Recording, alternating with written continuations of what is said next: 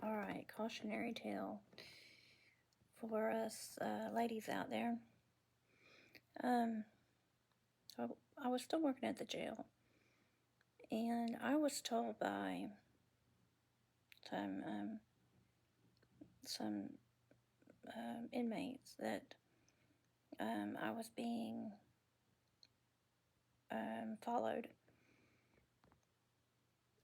outside of jail, and to be careful and to alternate my way driving in and driving out, and to be careful. So a friend of mine had given me a Rottweiler. I was living with my daughter. We were a single mom, and so he gave me a Rottweiler that was trained, and she was so good. Just would do perimeter searches and all of that. She was just a wonderful, wonderful dog. And I was working the 3 to 11, 2 to 10. I can't remember what that shift was, but it was the evening shift. And now I know why I prefer nights, because of my eyes, but I didn't know it then. But I had left and I had gone home,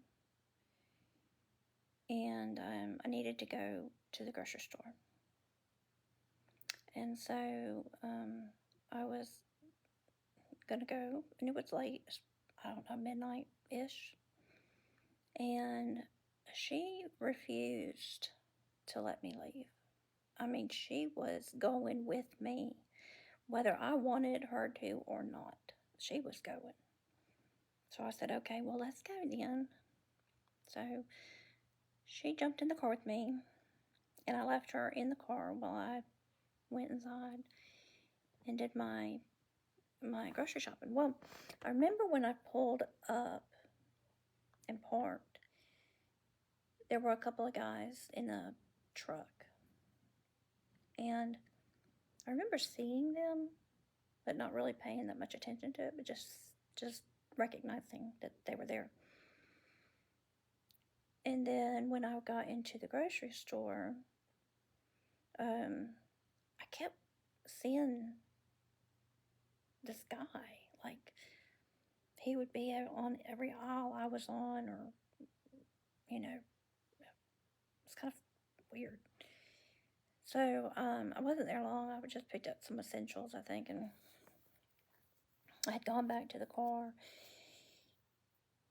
And I put my stuff in the car, and those guys in that truck were just sitting in the truck, just sitting there. And so I started to back out, and crunch, crunch, crunch, crunch, crunch. They had put glass bottles behind my tires, so that when I backed out, I ran over the glass bottles.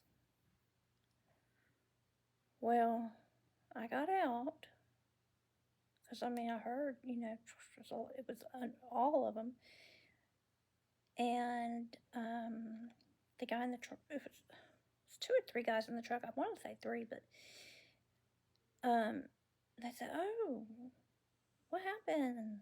Are you okay?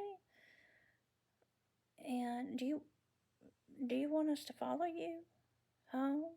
Make sure you get there okay?" And I opened that door, and that dog popped out and stood between me and them. And I said, "No, I think I'll be just fine." She must not have made a sound when they put those bottles under my car tires. She must not have barked at them. She just laid silently in waiting. And, it's one of those ironic things that I personally believe that dogs can sense things. Um, you've heard where dogs can sense if somebody's going to have a seizure. That if a dog keeps licking on one or smelling one spot of your body, sometimes there'll be a cancer there. Um, for whatever reason, she had it in her mind that she wasn't going to leave me that night. She was going to stay right there with me. And I'm just grateful that she did. It was just one of those things that's like, wow, you know.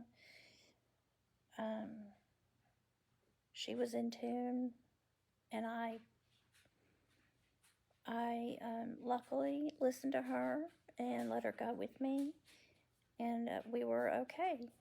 But if she had not been with me, I don't know. I don't know what the result would have been. But yeah, just it was one of those rememberable episodes in your life that something like that happens. And luckily, she was right there.